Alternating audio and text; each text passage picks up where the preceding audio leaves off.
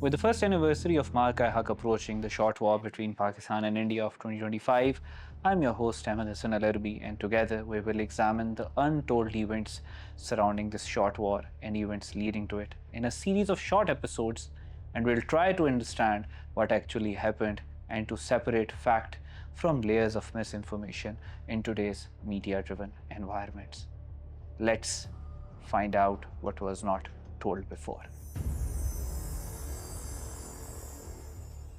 In today's information battleground, the wars are waged in mind sculpted with hashtags shaped by soundbites and legitimized through nationalistic narratives. India appears to have honed false flag operations into a signature strategy.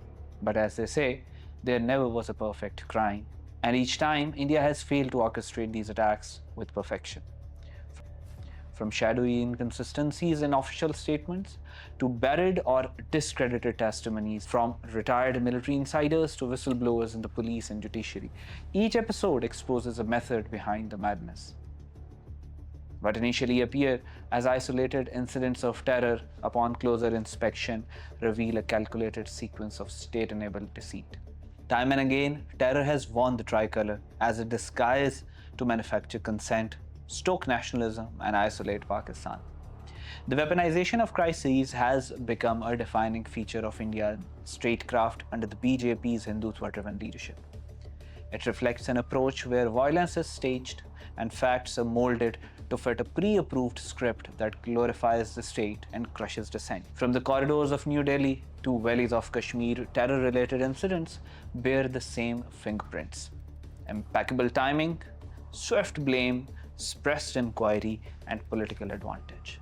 Such incidents include Chhattar Singhpura massacre of Sikhs in 2000, attack on Indian Parliament 2001, Samjhauta Express burning of 2007, Mumbai attacks 2008, Pathankot attack 2016, Uri attack 2016, and Pulwama attack 2019.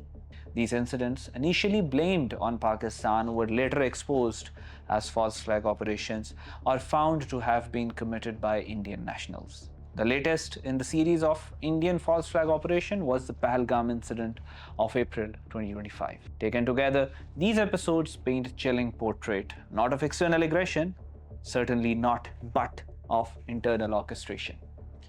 The myth of India's perpetual victimhood begins to crumble when seen historically through the lens of these carefully choreographed spectacles. विमान अपहरण कांड 1999 भाजपा सरकार, कारगिल युद्ध 1999 भाजपा सरकार, संसद पर आतंकी हमला 2001 भाजपा सरकार, अक्षरधाम मंदिर पर आतंकी हमला 2002 भाजपा सरकार, अमरनाथ यात्रियों पर आतंकी हमला 2002 और 2017 दोनों बार भाजपा सरकार, गोधरा कांड, पठानकोट आतंकी हमला, उरी आतंकी हमला, पुलवामा आतंकी हमला, पहलगाम आतंकी हमला 2025 भाजपा सरकार। बिहार चुनाव करीब है और देश में जैसे ही चुनाव करीब आते हैं कहीं न कहीं आतंकी हमला हो ही जाता है।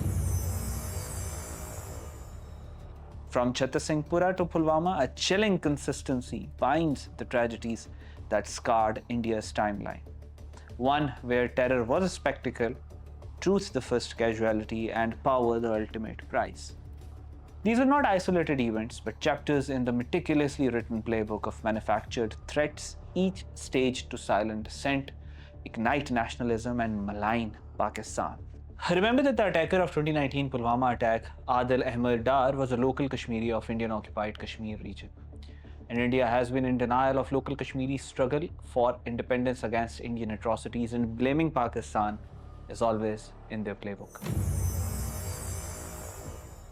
It was on 22nd April 2025, the Baisran Valley in Pahalgam, a tourist destination in the illegally Indian-occupied Kashmir, turned into a killing field. Approximately 1:45 p.m., 5 armed men suddenly emerged from the pine forest. Over the next 10 minutes, gunfire struck 3 locations, killing 26, including 24 Indian tourists, a Nepali national, and a Kashmiri pony operator, Syed Adil Hussain Shah, who reportedly tried to disarm one of the assailants. 17 others were injured. Within minutes, India branded the massacre an act of cross-border terrorism, attributing it to Pakistan despite the absence of any verified link to militant networks or infiltrators from across the border. As details surfaced, so did doubts. The evidence raised troubling questions about the nature of the attack and the speed with which the official narrative took shape. The sequence of events appeared to support a storyline that legitimized aggressive posturing, both military and political.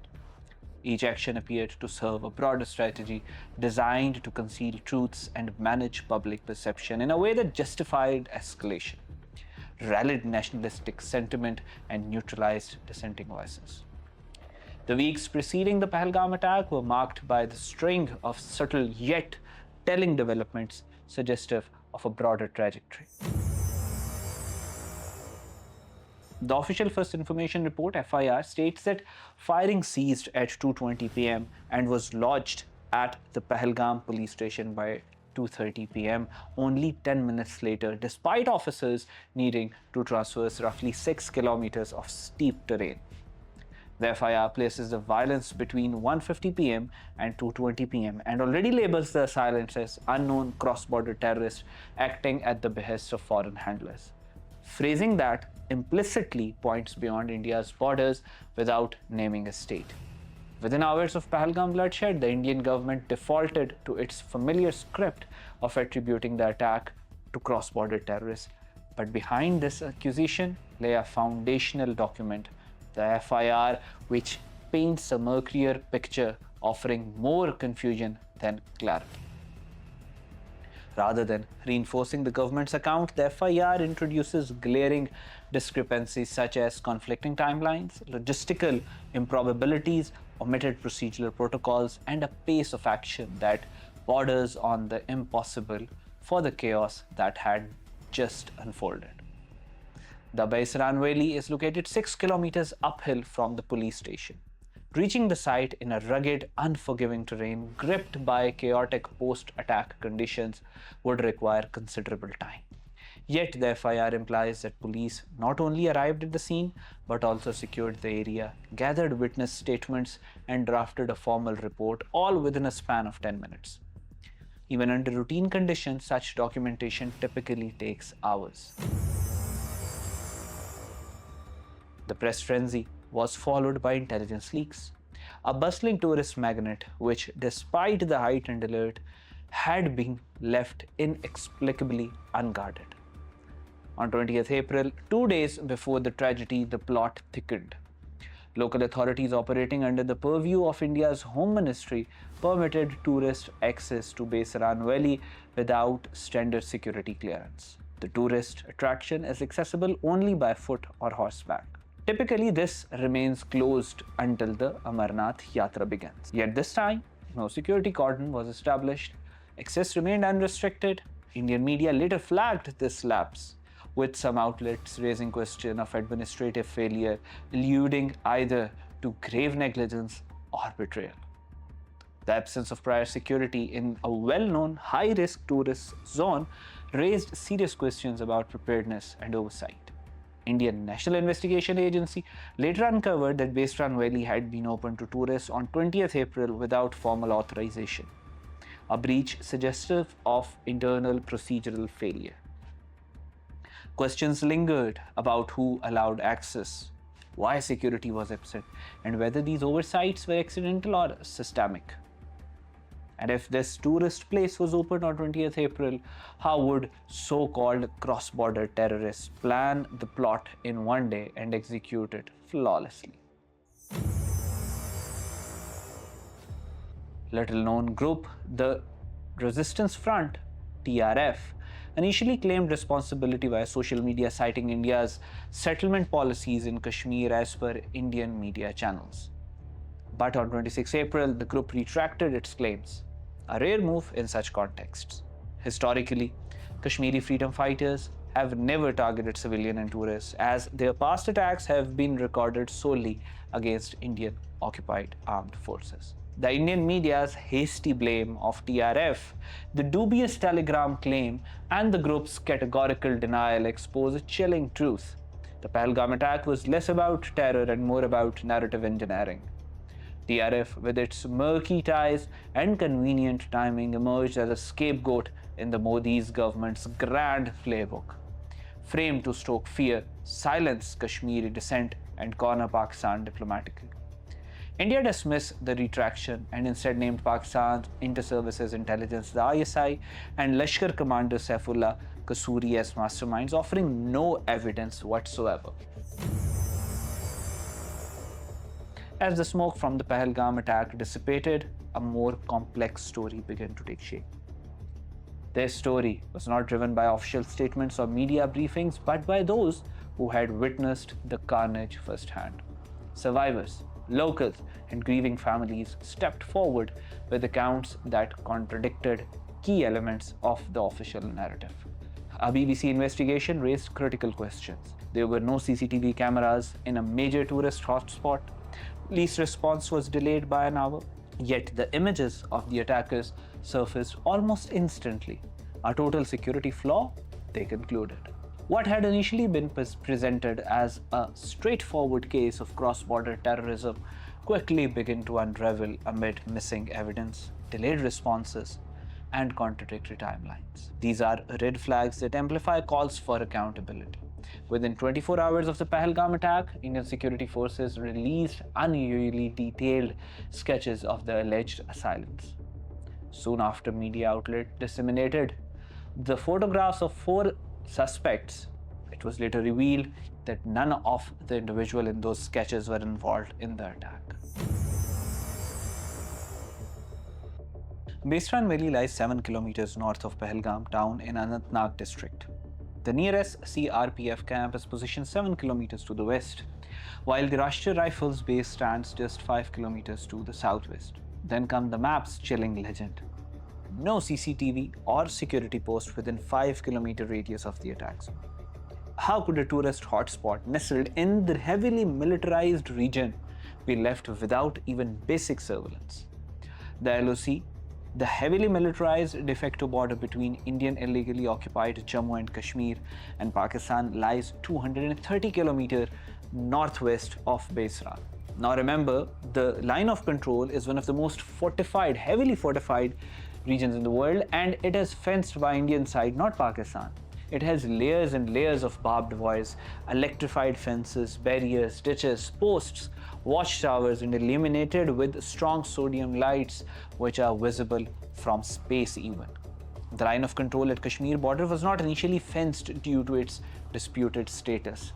India had always been blaming Pakistan for sponsoring cross-border infiltration of alleged freedom fighters in Indian-occupied Kashmir. However, in 2001, India constructed fence at Kashmir border as well, which was completed in 2004. At present, it is heavily fortified, multi-layered border fence system known as anti-infiltration obstacle system. It has electrified fences with AI optical, infrared, acoustic sensors, and round-the-clock manned border patrols and border posts at visual distance.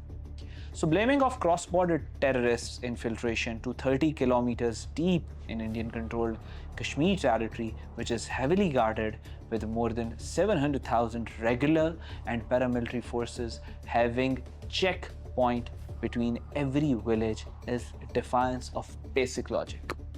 Bestran's geography does not lie. The 230 kilometers trek from the LOC defies the infiltration logic. The security void defies reason. The escape defies reality. Maps do not bend to narratives, they expose them.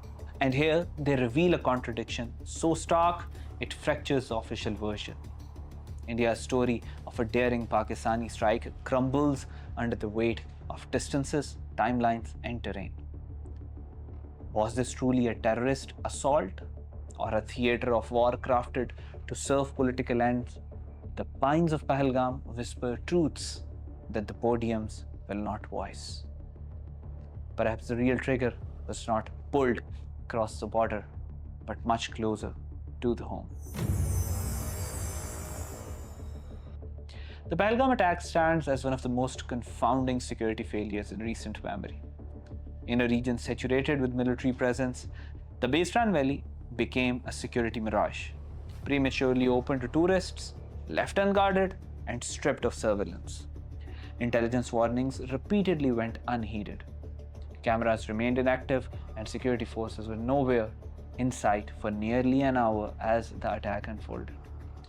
Congress President Mallikarjun Kharge revealed that Modi had received prior intelligence and even cancelled a planned Kashmir visit. This contradiction struck at the heart of India's version of events.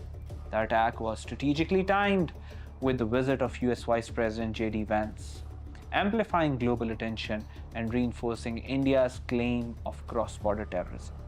The real question no longer centers on whether these were false flags, as the evidence speaks for itself. The question now is, will India ever stand trial before the truth, or will it keep waving a blood-stained flag in the name of unity, hoping the world remains too distracted to ask who dyed it red?